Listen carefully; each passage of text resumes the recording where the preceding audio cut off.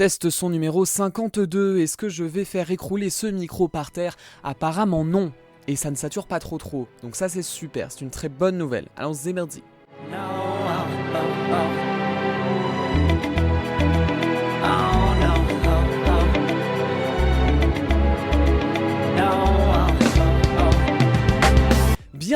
Bienvenue aux homards, aux écrevisses et aux langoustines qui crament leur race au soleil sans que celui-ci ne distingue leur genre, leur âge, leurs origines, leur classe ou leur handicap. Oui, l'indice 50 c'est pour tout le monde, Michel, même si on aimerait bien tout brûler. Enfin, quand je dis tout, je veux bien sûr parler du fascisme et des gars de droite. Vous écoutez bien Ctrl Z, le podcast qui refait l'actualité du mois qui vient de s'écouler et qui ne prendra pas de procès pour cette dernière phrase puisqu'aucun gay de droite ne nous écoute. N'est-ce pas? Alors ça y est, la première saison de Notre Bébé est sur le point de m'achever, de s'achever, voilà. Heureusement, malgré la fatigue, je ne me permettrai pas de jeter Notre Bébé avec l'eau du chat. Par chez moi, on préfère le congélo, ça raffermit les pores. Vous l'aurez compris ou pas, je suis un sociopathe, mais surtout je viens vous porter la bonne nouvelle, comme Jésus, c'est le clou du spectacle pour cette grande dernière, je suis seul au monde. Mais vraiment. Mais ne vous inquiétez pas, vous entendrez tout au long de cet épisode les belles voix d'Hippo, Val, Elias et Marie. J'ai demandé à chacun et chacune d'évoquer ce qu'elle retiendra de ce mois, de cette saison, de cette année. Et on commence sans plus tarder avec le coup de gueule d'Hippo. 1, 2, 3, 4, 5, 6, 7, 8. I'm not done talking yet. You will speak when I'm done. It's not my fault. You came with her, but she might leave with me. Oh, okay. Security. Cher Hippo, bonjour, comment te portes-tu ? Hello, eh bien écoutez, ça va plutôt bien malgré la température de 35 degrés. Ça m'habituera pour l'enfer, mais là c'est un petit peu chaud tout de même, je dois avouer. Mais alors Hippo, quel sera ton coup de gueule ce mois-ci ? Alors, ce qui m'a particulièrement énervée cette année, c'est le grand retour du conservatisme, qui n'est jamais un bon signe, et cette année qui est très virulent, très menaçant, très inquiétant pour l'avenir. Puisque en fait c'est à l'échelle planétaire, ça nous concerne toutes, toutes les minorités sont concernées, c'est le retour du conservatisme, c'est le retour des valeurs traditionnelles, c'est le recul des droits fondamentaux, le recul des droits humains, c'est aussi la déshumanisation en fait d'êtres humains que l'on ne considère plus comme des êtres humains mais comme des denrées disposables, je dirais. Donc ça m'a énormément énervé et en plus de ça m'inquiète parce qu'en fait on le voit bien avec Trump qui est au pouvoir aux États-Unis, qui littéralement là c'est une catastrophe, mais c'est vraiment Facholand. On le voit en France aussi avec Retailleau, notre cher ministre de l'Intérieur, qui en plus d'être extrêmement incompétent est plein de haine et a une déshumanisation, tous les projets sont les plus tragiques les uns des autres, qui est en train de nous faire reculer l'état de droit, aussi, puisque la démocratie, dans la bouche de certains, ça paraît plus une si bonne idée que ça. On le voit partout, en fait. On le voit en Hongrie, on le voit aux États-Unis, on le voit en Angleterre, avec le recul des personnes trans. On le voit dans absolument tous les pays. Bien sûr, on le voit en Palestine, avec littéralement la déshumanisation. Voilà, c'est que les Palestiniens... pour certains c'est même plus des êtres humains, voilà, et donc ça m'énerve mais en même temps ça m'inquiète parce que je me dis mais c'est pas possible en fait, vers quoi on va s'il y a ça, en fait ce n'est pas possible, donc ça m'énerve. Après, dans tout ce chaos, il y a aussi des bonnes choses parce que j'ai l'impression qu'il y a quand même dans nos communautés, il y a quand même une solidarité et on se soutient vraiment on se soutient vraiment entre nous, je trouve. Mais en fait, ça fait que croître, je pense, plus il y a le retour du conservatisme, plus il y a ça, plus en fait les communautés sont soudées entre elles. Donc ça c'est très bien. Par exemple à Paris, j'étais à la marche des fiertés samedi à Paris et c'était le record de participation. Donc ce que je me dis, c'est qu'aussi les communautés qui sont attaquées, qui sont visées par ça, elles ont aussi besoin de rester soudées, elles ont besoin de visibilité, elles ont besoin d'être ensemble. Donc ça, c'est quelque chose qui me fait extrêmement plaisir parce qu'en fait, on lutte ensemble et on n'a pas l'impression d'être tout seul dans la lutte. Mais j'ai un peu l'impression que de regarder le reste du monde et me dire mais on a pété un câble ou comment ça se passe. Donc ça m'a beaucoup énervée. Et en fait, il y a tellement d'exemples que il y a tellement de dingueries qui se sont passées cette année. Mais En même temps, c'est aussi une année où il y a eu beaucoup de solidarité, voilà, c'est ce que je disais. Mais ce qui m'a énervé, c'est vraiment le retour du conservatisme, de toutes les valeurs traditionnelles, le recul des droits fondamentaux, le recul des droits humains, voilà, et autres joyeusetés. Merci pour ce partage, Hippo. On l'a vu tout au long de cette saison, il y a des colères qui sont parfaitement saines. Je vous ai demandé à vous aussi, chers auditorices, ce qui vous avait énervé cette année, et on vous écoute.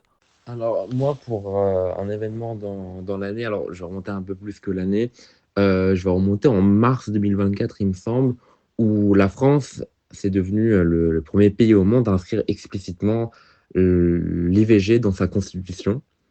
Donc, il me semble que la phrase, c'était: la loi garantit la liberté de la femme de recourir à une interruption volontaire de grossesse. Donc, vraiment, c'est un moment historique et je dirais que même c'est un symbole très très fort, notamment dans un monde qui connaît un recul des droits, notamment des droits des femmes. Aux États-Unis, avec l'annulation de Roe vs Wade, en Pologne, en Hongrie, ou même avec les attaques de l'extrême droite en Europe. Donc, concrètement, on a bien fait de graver ce droit dans la Constitution, parce qu'en fait, on a vu avec le retour de Donald Trump à la Maison-Blanche en novembre que ça prouve qu'en fait, les droits des femmes ne sont jamais garantis. Ce qui a été accordé un jour peut être arraché le lendemain. Ce qui est toléré peut redevenir criminalisé. Donc, c'est un symbole très fort et c'était un moment historique. Cependant, je dirais que cette victoire, c'est pas une ligne finale, c'est juste un point de départ. Car graver un droit, c'est bien, mais il faut le rendre encore effectif partout sur le territoire et ce serait mieux. Parce qu'aujourd'hui, des femmes doivent parcourir des kilomètres, affronter des délais trop longs, le manque de médecins ou même la culpabilisation. Donc maintenant, il faut garantir l'IVG. Et pour rappel, l'IVG, c'est pas un privilège, c'est un droit non négociable et universel. Ce qui m'a le plus énervé dans l'actualité dernièrement, c'était les gros titres qui disaient du coup en gros que c'était la Troisième Guerre mondiale. Parce que je trouve que on est quand même dans un monde maintenant qui est littéralement très anxiogène. Et je pense que ça a fait paniquer énormément de personnes. Je l'ai vu aussi sur les réseaux. Et puis j'en parle aussi autour de moi.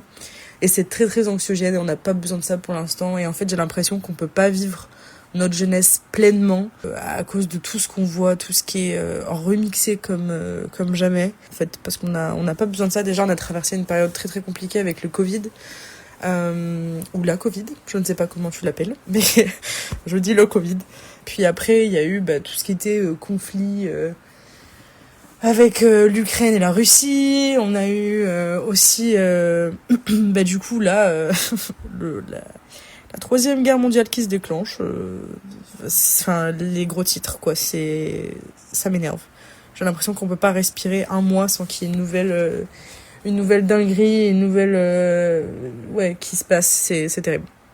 Moi, ce qui m'a beaucoup chafouiné ce mois-ci, c'est notre Valoche nationale. Celle qui nous a manqué, celle qui fait le ménage comme personne, celle qui était endettée personnellement à hauteur de 5 millions d'euros, comme si c'était normal.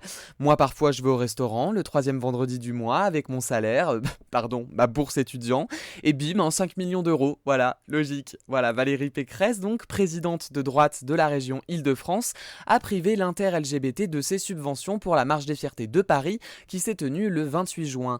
La raison, Valérie a cru que le monsieur fasciste tout gris, avec les yeux en spirale et un tatouage de croix celtique, était tout mort, et que les arcs-en-ciel voulaient le tuer. Oh, mais tu as juste oublié, Valoche, que c'est l'inverse dans la vraie vie. Voilà, c'est pas nous qui tuons les fachos, c'est les fachos qui veulent notre mort. Voilà, la vraie vie. Bon, la marche a tout de même eu lieu, God bless, ou pas en l'occurrence. Allez bref, lui, il a adouci nos rancœurs et nos mœurs tout au long de cette saison. Val, qu'est-ce que tu me chantes là?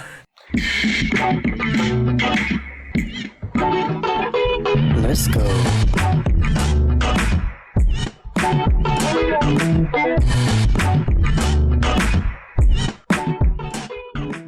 Question, qu'est-ce que tu me chantes là? Aujourd'hui, en l'honneur de cette fin de première saison, je vous chante quelque chose que j'ai pu observer à l'échelle de cette année écoulée. Une thématique dont je suis tout particulièrement friand parce que c'est en partie grâce à elle que j'ai été introduit à la musique pop.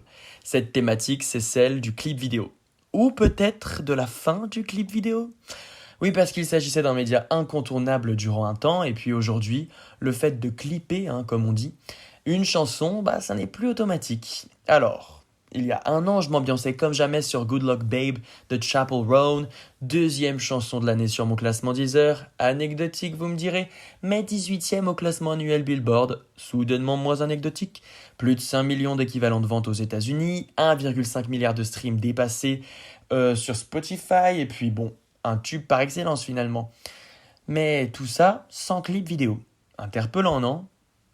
Il y a un mois, je m'ambiançais de nouveau parce que ça m'arrive fréquemment, mais cette fois-ci devant le clip Fashion Designer de Theodora. Oufissime, café de référence à plein d'œuvres artistiques, notamment picturales, une esthétique léchée, bref, une qualité folle. Pour une chanteuse française et autoproduite. Et donc là aussi, j'étais interpellé, mais dans le sens inverse, de témoigner d'une telle implication dans la réalisation d'un clip au vu de son statut en tant qu'artiste. Globalement, sans clip ou avec une grosse prod, je suis interpellé. Ce qui me mène vers une certaine interrogation, le clip vidéo est-il une relique du passé ? Beaucoup considèrent les années 80 comme la décennie responsable d'un réel tournant. Bohemian Rhapsody de Queen ou encore Thriller de Michael Jackson sont considérés comme précurseurs puisqu'ils poussent l'idée qu'un clip vidéo repose sur une esthétique forte, à part entière, une trame narrative, en bref, une œuvre audiovisuelle avec un souci du détail digne d'un mini-film. Et c'est à cette même époque que se lance aux États-Unis la chaîne MTV, donc littéralement Music Television, qui fait tourner en boucle des clips vidéo entrecoupés d'émissions musicales. Et alors là, le clip devient aussi bien un art qu'un outil marketing au service de la musique, supposé drainer les foules en magasin ou plus tard sur les canaux de vente digitaux pour faire s'écouler les chansons et les albums. Certains titres ont réussi à marquer l'histoire parce que leurs clips ont avant tout marqué nos esprits et nos yeux pour leurs aspects disruptifs, engagés, controversés, parfois fantastiques et même innovants. Pour ma part, le premier à m'avoir réellement subjugué est celui de California Girls de Katy Perry, avec ce monde de bonbons grandeur nature, des nuages de barbe à papa en veux-tu en voilà, et puis son très fameux soutien-gorge projecteur de chantilly quand même. Bon, chacune ses références, vous me direz. En France, on avait Energy Hits, Direct Star et M6 qui étaient de gros diffuseurs de clips. Puis on a eu un premier shift avec YouTube. Nous, on a grandi avec cette plateforme où, dès 2009, on avait un accès gratuit à tous nos clips favoris. Plus besoin de les attendre devant la télé, même si c'était quand même, il faut se le dire, une adrénaline folle que d'espérer voir arriver notre chanson favorite à l'écran. Et là, je vous parle vraiment d'un temps que les moins de 20 ans peuvent à peine connaître. Oui, mais voilà, l'industrie a changé de plus belle.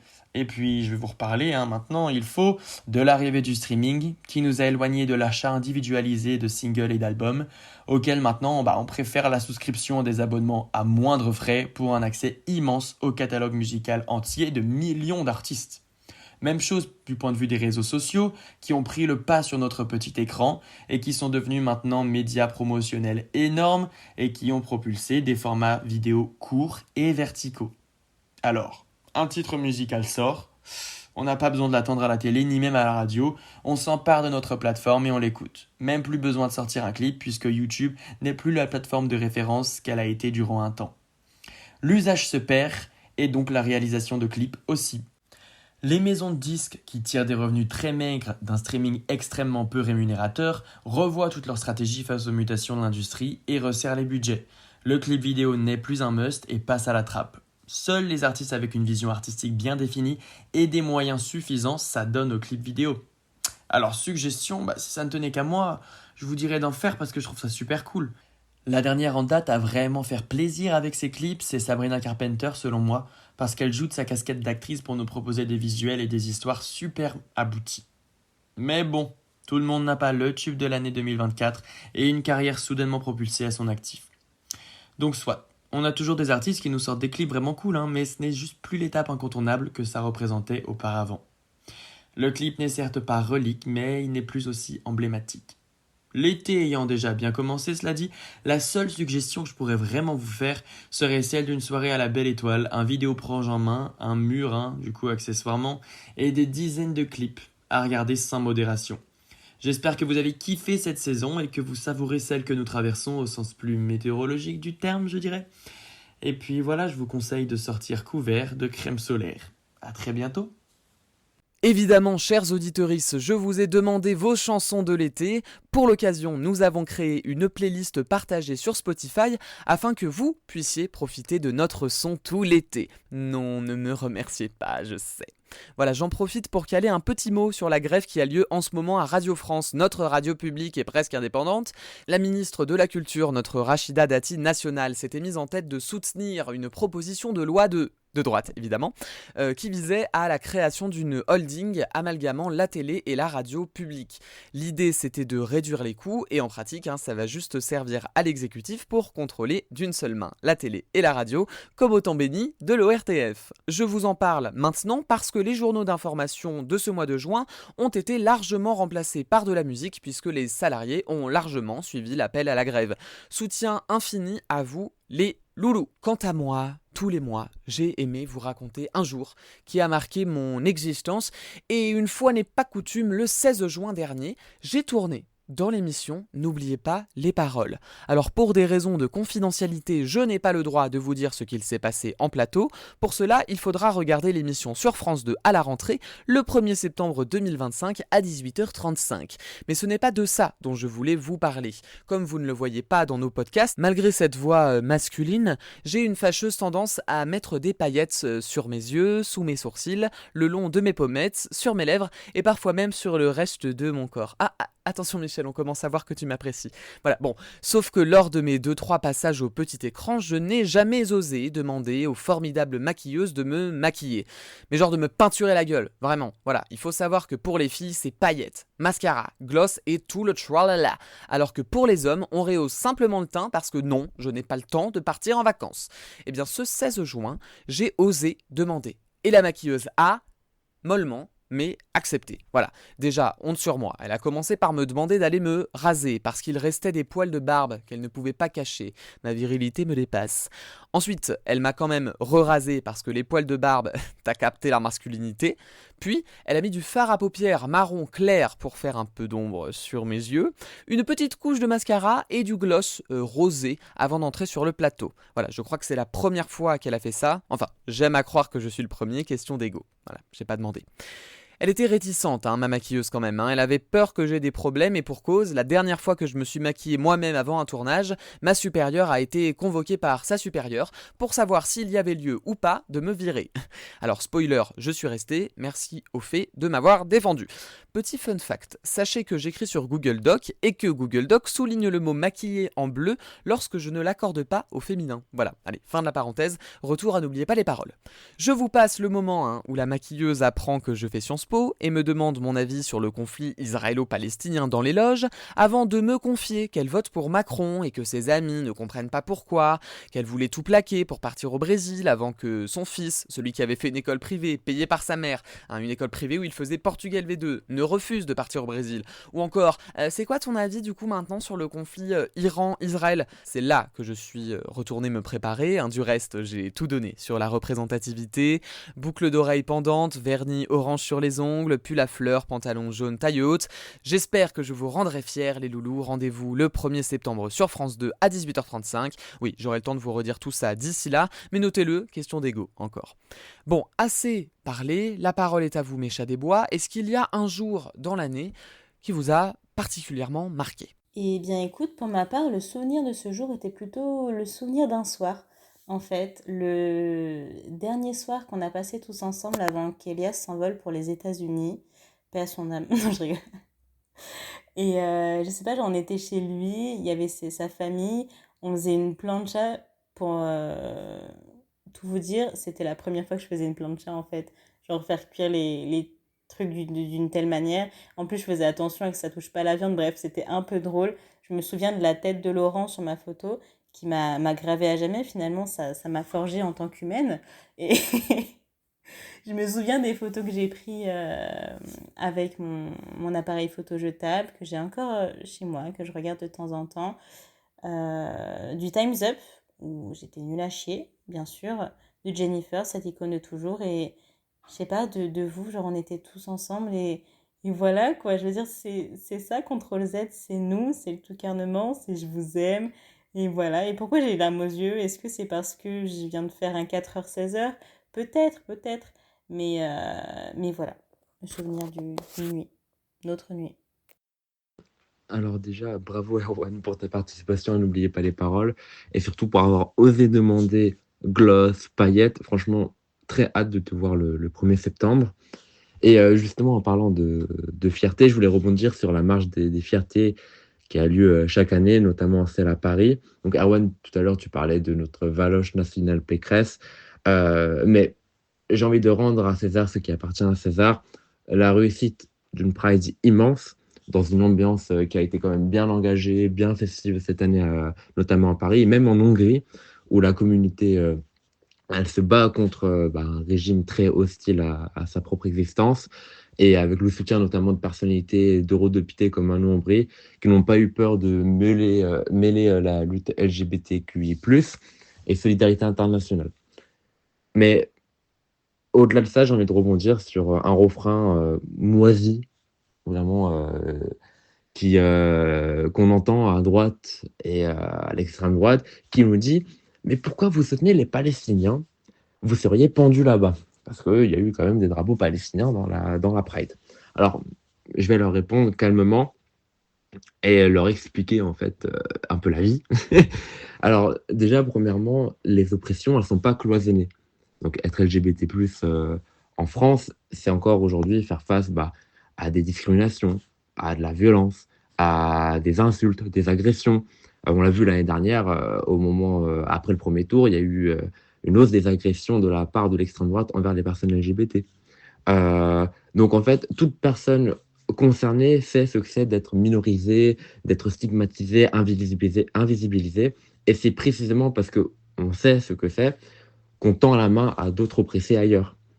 Et en fait, c'est ça l'intersectionnalité des luttes. C'est refuser qu'on cloisonne les combats pour la dignité, pour la liberté, pour la vie. Et la Pride, c'est pas c'est pas une garden party apolitique. En fait, c'est une marche qui a été née quand même contre la police. Et c'est un cri où on dit plus jamais ça pour personne. Donc voilà, et deuxièmement, soutenir le peuple palestinien, c'est pas soutenir un régime, c'est soutenir des civils qui vivent, aussi soutenir des civils, des enfants, des familles, des étudiants, y compris LGBT, qui en fait vivent un génocide, qui vivent sous les bombes, dans un système d'apartheid, qui vivent sous blocus. Donc c'est vraiment le b.a.-ba de l'humanisme, en fait, de soutenir le peuple palestinien. Donc, et puis même, on va pas demander à un peuple d'être irréprochable pour mériter qu'on défende ses droits humains. Donc en fait, faut être lucide. Ceux qui hurlent contre les drapeaux palestiniens, en fait, à la Pride, c'est rarement par amour des personnes LGBT. C'est souvent les mêmes qui voudraient interdire la Pride, censurer l'existence des LGBT et même remettre en cause leurs droits. Donc, leur leçon de morale, merci, mais en fait, non merci. Et j'aimerais conclure par une citation de Audre Lorde qui dit « Nos vies ne sont pas à enjeu unique, nos luttes non plus. Alors, on continue le combat. » La journée qui a marqué mon année, elle est pas encore là, mais elle arrive dans 2 jours. Je revois Apolline après bien 2-3 ans. Donc je vais revivre. C'est ma petite bouffée d'oxygène, cette dame-là, et j'ai trop hâte. Donc ça va marquer mon année. Et en plus, c'est juste avant que je passe un gros tournant, et qui est le permis, et qui va découler sur plein d'autres choses. Je l'espère, notamment sur mes projets dans l'aviation, etc. Donc je suis plus qu'heureuse, voilà. Et il est l'heure désormais de donner la parole à notre insoumis préféré.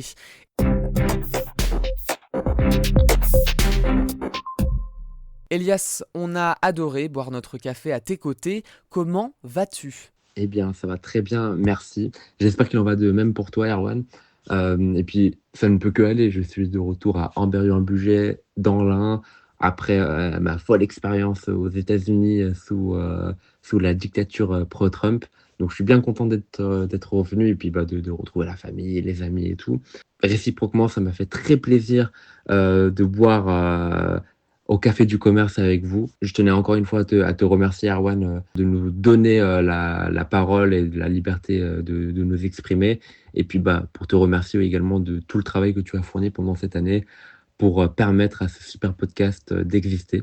Non, mais il est trop mignon, mais ne niez pas non plus tout le travail que vous avez fourni toute cette année. Merci à vous, les petits chats. À toi, Elias, j'ai demandé de nous parler d'un événement politique, économique, national ou international qui t'a marqué.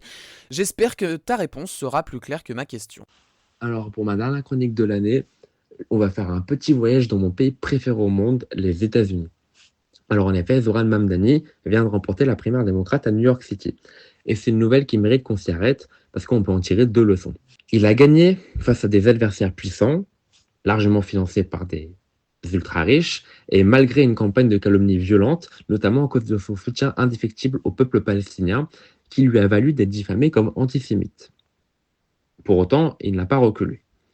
Il n'a pas édulcoré son programme, il a parlé de justice sociale, de transport gratuit, de gel des loyers, de taxation des riches. Il a fait une campagne sur le terrain, dans les rues, au porte-à-porte et avec des militants. Et résultat, il a gagné. C'est une preuve de plus que quand on est clair, droit dans ses bottes, qu'on parle aux gens avec des propositions de rupture et qu'on ne plie pas face aux attaques, on peut convaincre, rassembler et vaincre. À l'inverse, ceux qui tergiversent, qui veulent contenter tout le monde, qui courent après le centre ou le statu quo, finissent par se faire balayer. N'est-ce pas le PS? Ça, c'est la première leçon. Ensuite, Cuomo, l'incarnation de cette mollesse centriste, a perdu face à Zoran Mamdani. Et au lieu de respecter la primaire, il annonce vouloir se présenter quand même. Ce qui, au passage, montre à quel point ce système de primaire ne garantit rien du tout. Ça, c'est la deuxième leçon. Et c'est là qu'on doit en tirer une leçon pour la France. On nous parle régulièrement d'organiser une grande primaire à gauche. Mais la vérité, c'est que ce serait une impasse totale. D'abord parce que le système de primaire ne marche vraiment que dans un pays à 2 partis, comme les États-Unis. Là-bas, on choisit entre 2 grands camps structurés et la primaire sert à trancher entre 2 lignes internes. Mais en France, on est dans un système multipartite. Il y a plusieurs partis à gauche avec des cultures politiques différentes, des électorats différents et des stratégies différentes. On ne peut pas plaquer artificiellement un système de primaire sur une réalité politique aussi diverse. Et même en dehors de la politique, c'est un cauchemar technique. Qui organise? Sur quelle plateforme? Qui peut voter? Comment définir un électeur de gauche? Comment empêcher la droite ou les trolls de venir fausser le vote? Comment éviter que certains électorats hyper connectés ou plus favorisés soient surreprésentés? Et à l'inverse, comment être sûr que l'électorat populaire, moteur de la gauche, souvent mobilisé à la dernière minute, souvent éloigné de cette démarche en ligne, soit représenté? Ce système est biaisé. Il suffit de regarder les chiffres. Marine Tondelier aurait sans doute plus de chances de gagner une primaire que Mélenchon, parce que son électorat est plus mobilisé, plus institutionnel. Mais elle est à 3% dans les sondages. 3%. Hein. Donc, on ferait d'elle la candidate de la gauche, alors que Mélenchon, qui est à 15% dans les sondages, serait éliminé. Il suffit de se souvenir de la primaire populaire de 2022. Résultat, Christiane Taubira, désignée gagnante alors qu'elle plafonnait à 2% dans les sondages, pendant que Mélenchon, qui rassemblait déjà des millions de voix et portait une campagne populaire, se retrouverait relégué. Où est la logique là-dedans? Et même, une fois le vote terminé, le candidat désigné, il part avec quel programme? Le sien? Celui bricolé au milieu des autres? Et si c'est un programme d'eau tiède qui parle à personne, on fait comment? La primaire ne résout rien. Elle rajoute du flou, du temps perdu et surtout, elle ne force personne à soutenir le vainqueur. On le voit avec Cuomo ou encore avec Valls et Hamon. Et franchement, est-ce que quelqu'un croit sérieusement que Glucksmann ferait campagne pour Mélenchon s'il perdait? Est-ce que les appareils du PS se rangeraient derrière Clémence Guettet? Bien sûr que non. C'est une perte de temps, et dans cette séquence politique, on n'a pas de temps à perdre. Et puis, ne désespérons pas. On nous fait croire que même si on n'est pas tous d'accord, on ne peut pas gagner. C'est faux. En 1981, quand Mitterrand gagne, il y a plusieurs partis de gauche qui ne le soutiennent pas. Et il gagne quand même. En 2012, Hollande est élu alors que le NPA, l'UTOURIR, une partie des Verts et le Front de gauche sont contre lui. Et il gagne. L'union magique n'a jamais existé. Ce qui fait gagner, c'est un programme fort, une dynamique populaire, une figure identifiée. Pas une salade tiède entre courants incompatibles. Alors soyons clairs. Si on veut désigner un candidat unique à gauche, il n'a qu'un seul critère rationnel. Ce sont les sondages, car eux, même si imparfaits, sont pondérés, construits, méthodiques. Ils donnent une image bien plus représentative qu'un vote en ligne biaisé. Et que disent les sondages? Qu'il y a un candidat qui écrase tous les autres chez les électeurs de gauche, et ce candidat, c'est Jean-Luc Mélenchon. Aujourd'hui, la difficulté pour analyser la France Insoumise et Jean-Luc Mélenchon réside dans une confusion. On la considère comme l'une des 4 forces de gauche. Or, comme un chercheur de l'Université de Lille le remarque, M. Echen, la France Insoumise est un mouvement, c'est-à-dire une bannière commune qui agrège toutes les traditions de la gauche historique, social-démocratie, communisme écologie politique, trotskisme. C'est pour cela que son programme plaît, car s'il est toujours nécessairement imparfait pour chacun, il est le cœur et la définition de la gauche. Enfin, si vous ne voulez pas d'un second tour Retailleau vs Le Pen, ou Édouard Philippe vs Le Pen, ou Gabriel Attal vs Le Pen, si vous refusez d'avoir à choisir entre la droite extrême et l'extrême droite, alors il faut regarder les choses en face. Le seul capable de briser ce scénario, c'est Mélenchon. Il est le mieux placé, il est le seul qui peut battre les deux blocs de droite. Donc pas besoin d'un tripouillage, pas besoin de compétition absurde, pas besoin de rallumer les guerres d'ego. Ce qu'il faut, c'est de la clarté, du courage et de la détermination. Comme Zoran Mamdani, lui, il a montré la voie, un programme net, un ancrage populaire, une ligne droite, et ça paye. À nous de suivre cet exemple. Parmi toute la lourde actualité que l'on a eue ce mois-ci, je voulais, moi, revenir sur la petite réunion de l'extrême droite européenne qui s'est tenue le 9 juin à Mormant-sur-Vernisson dans le Loiret. Alors pas besoin de savoir où c'est, je vous interdis de vous y rendre pour votre sécurité. Mais oui, tout le gratin du fascisme européen était réuni. Alors on peut citer Marine Le Pen, le Hongrois Viktor Orban, l'Italien Matteo Salvini ou encore Santiago Abascal pour l'Espagne. Ils étaient tous rassemblés pour fêter la victoire de leur parti aux élections européennes de 2024 et je ne vous cache pas que ça a parlé immigration et grand remplacement pendant toute la réu. Alors la gauche de son côté a mollement défilé à Montargis le même jour, c'est sympa, mais il n'empêche que nous ne devons pas banaliser ces rassemblements. Voilà. Jamais. C'était juste une petite piqûre de rappel avant l'été. C'est notre devoir de ne pas tolérer de discours racistes, sexistes, xénophobes, LGBT-phobes, validistes et j'en passe. Je voulais aussi adresser un message à tous les gays de droite, voilà comme l'a fait le danseur et DJ Kiddy Smile sur Instagram. L'extrême droite, aussi blanc et cisgenre que vous soyez, ne défendra jamais les personnes queer. Jamais. Viktor Orban avait interdit la Pride dans son pays, avant que le maire de Budapest, dont je vais massacrer le nom, Gergely Karacsony, ne l'organise quand même, cette Pride, et que cette Pride réunisse plus de 200 000 personnes. Voilà, bravo les petits chats, je suis trop fier de vous. Donc Le Pen et ses potes ne seront jamais vos alliés, et Bardella, aussi maniéré soit-il, reste un gros facho, pas un fantasme. Michel, je te vois. Avec les femmes, les personnes racisées, les personnes en situation de handicap et toutes les autres personnes minorisées, nous serons les premiers à perdre nos droits en cas d'accession de l'extrême droite au pouvoir. Nos passarades, même dans le Loiret. Et avant d'employer les gros mots, donnons plutôt le mot de la fin à Marie.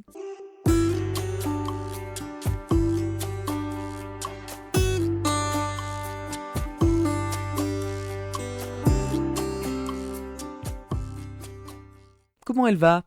Coucou toi, eh ben écoute, ça va très très bien.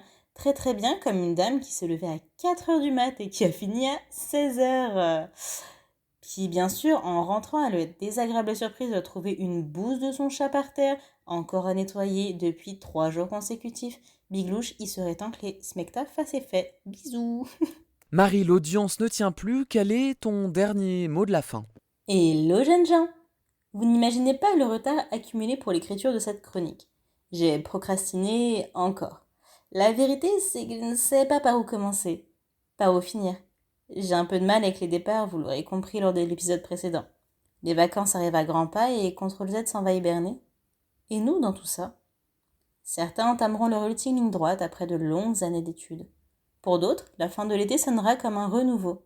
Ils feront face à une liberté nouvelle, si grande qu'elle en deviendrait vertigineuse. Mais bon, ces tournois restent encore lointains. Pour l'heure, le soleil se lève à 6h05. Un demi-tour de cadran plus tard, les fenêtres se ferment. La chaleur a fait son grand retour et avec elle, les mouches qui se régalent de la diarrhée de mon chat.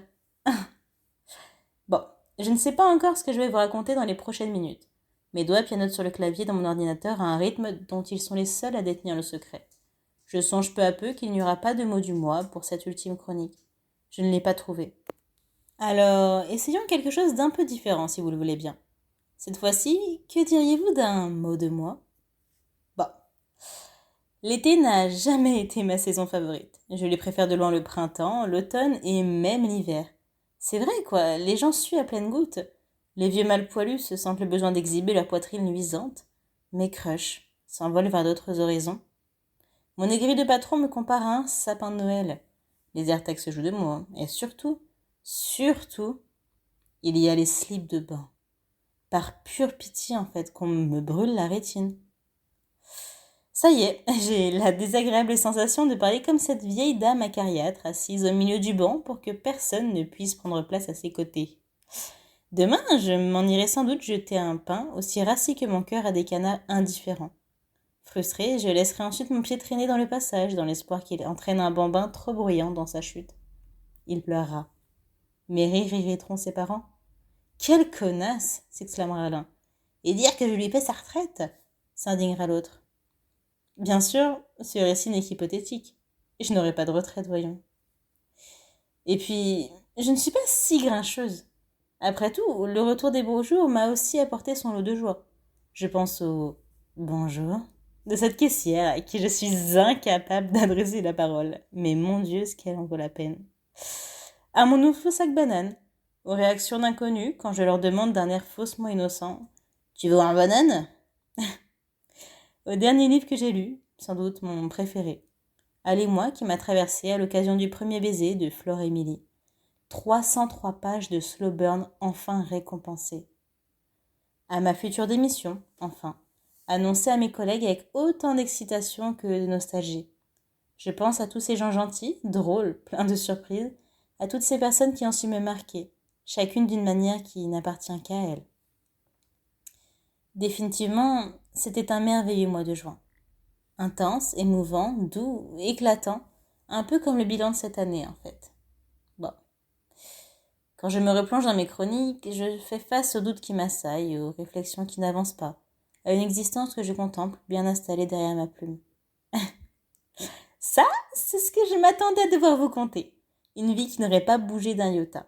Mais la réalité s'avère tout autre. J'assiste au réveil d'une femme qui se découvre. Une jeune dame de 23 ans, et oui, avec des rêves plein la tête. Des aspirations longtemps inavouées, qu'elle se plaît aujourd'hui à assumer. Qu'elle compte enfin réaliser. Une partie, du moins. Ctrl Z, je crois que c'était avant tout une déclaration d'amitié, en fait. Une autre façon de nous relier malgré la distance, les emplois du temps chargés, les projets interminables, les 5 branches d'une même étoile. C'était de l'organisation, des idées et des retards, beaucoup de retards, des rires saturés, des indignations islamo-gauchistes, de l'amour, beaucoup d'amour. C'était vous aussi, bande de jeunes fous. Et plus personnellement, c'était moi face à vous. Au-delà du divertissement que je prenais plaisir à vous offrir, je me risquerais à penser que ces chroniques m'ont été plus utiles qu'à vous. Chacune d'elles, à sa façon, me faisait grandir, évoluer, voir les choses sous des angles encore jamais explorés. Une introspection mensuelle que mon psy m'aurait facturé 60 € maintenant que je ne suis plus étudiante. Un kaléidoscope d'émotions. Et vous savez quoi ? Je n'ai pas envie que ça s'arrête. Il est des instants trop beaux pour ne durer qu'un moment. Ouais, c'est une disquette que je ressortirai à ma future crush. Ou à mon chat. Mais l'une comme l'autre me répondrait sans doute que toute bonne chose doit avoir une fin. C'est donc un au revoir. Allez, bel été à vous et merci. La bise jeune fou. Et comme on dit le 15 août, merci Marie. Vous, derrière vos cellulaires, est-ce que vous avez un dernier mot à adresser à l'audience ? Alors, moi, mon mot de la fin, mon mot du mois, mon mot de l'année, je dirais que c'est merci. Voilà, merci déjà à vous, chers auditeurs et chères auditrices, d'avoir été là, à tendre l'oreille, à rire, à vous indigner, à vous questionner avec nous. Merci aussi à Hippo, Val et Marie pour leurs chroniques qui ont toujours été percutantes, engagées, drôles, enfin tout ce qu'on aime. Et puis surtout, merci au génie d'Arwan qui rend tout ça possible. Franchement, autour de moi, tout le monde le dit, mais qui est cette personne qui anime aussi bien ? Genre, on me dit toujours que tu poses les bonnes questions, tu donnes la parole avec justesse, tu fais rire sans en faire too much, tu tiens le micro, je dirais même que tu tiens le micro comme d'autres personnes tiennent la barre d'un voilier en pleine tempête. Enfin, bref, merci pour ta bienveillance, ton humour, puis surtout ton talent. Vraiment, moi je suis fier et je pense qu'on est fiers de faire partie de cette belle aventure avec toi.